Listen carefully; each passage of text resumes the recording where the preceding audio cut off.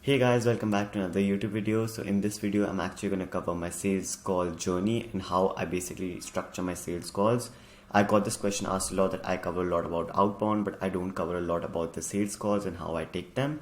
Now my sales calls are a bit different because they are more towards the lead prospecting and first line side because that's the service people buy from me when they get on a call. But I've still given you my structure of how I do things and you guys can see what works for you and what doesn't and pick that out for your own agency calls or B2B calls. Now, I don't use a script. I don't like to use a script, but that doesn't mean you can't. So you can obviously go ahead and build some sort of script for yourself to make you feel comfortable. I personally don't because I feel that I get a bit more robotic when I do this. That's why these videos aren't scripted as well, because I just say what comes to my mind to shoot these versus actually having everything point by point. You can have bullets obviously, but I won't recommend you having I say this, then I say this, because if the prospect from the other end says something that you're not used to, you may fumble a lot and you may lose the call right there.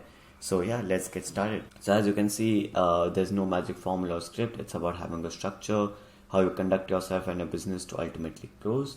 The first is a greeting and thanks for booking in a call. A normal hi, hello to start off the conversation and thank them for booking in the call. Make sure to discuss the source they came in from if you have multiple outbound campaigns to know what's booking in most calls and what not. So this is basically a very standard approach to starting off the call. I just say hi, hello, the prospect's name, how they are doing and where they booked in the call from.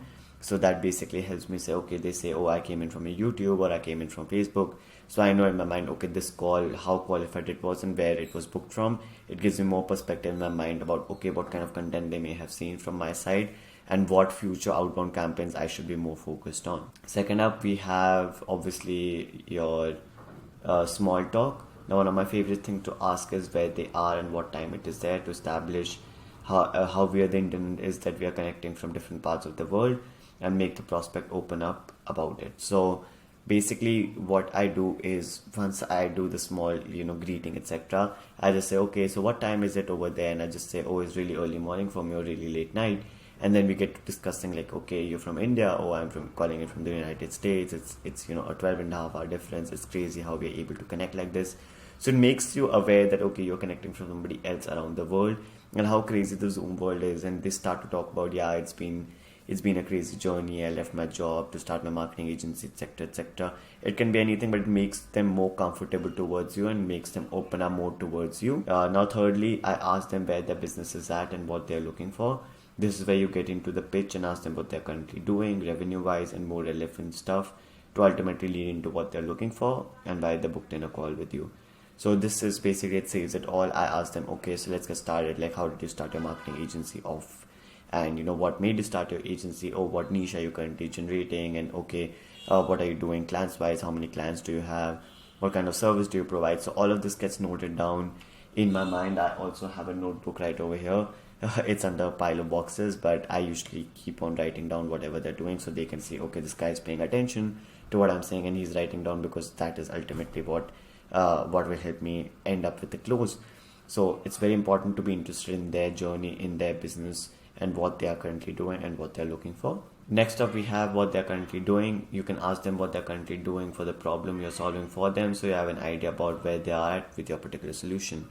So what you want to do is, once you get into that, you can say, okay, so for example, in my case, I say, okay, so are you doing cold email right now?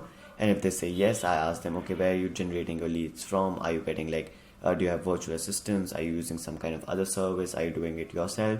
So I can know, okay, they're doing 1,000 emails a month and they're using your VA.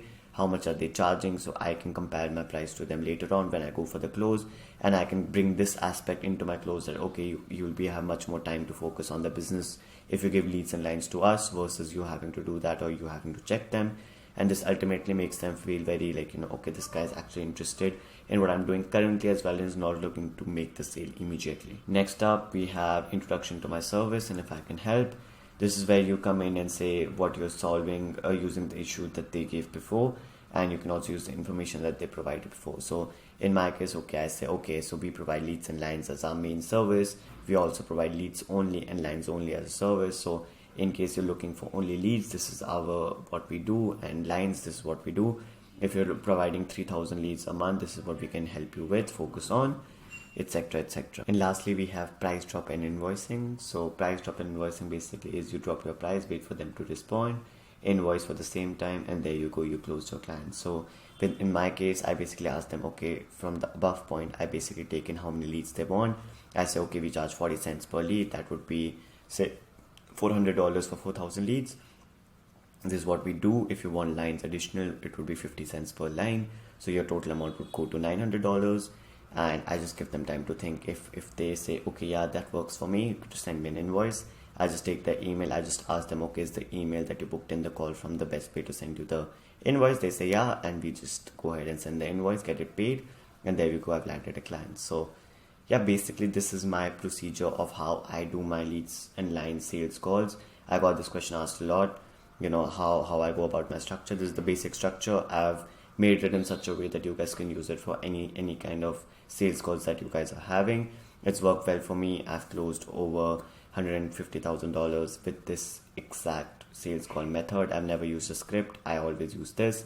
So I really hope this helped you guys with when you're planning and how you're nervous about having your own sales calls. So if it did, do hit the like button and subscribe down below.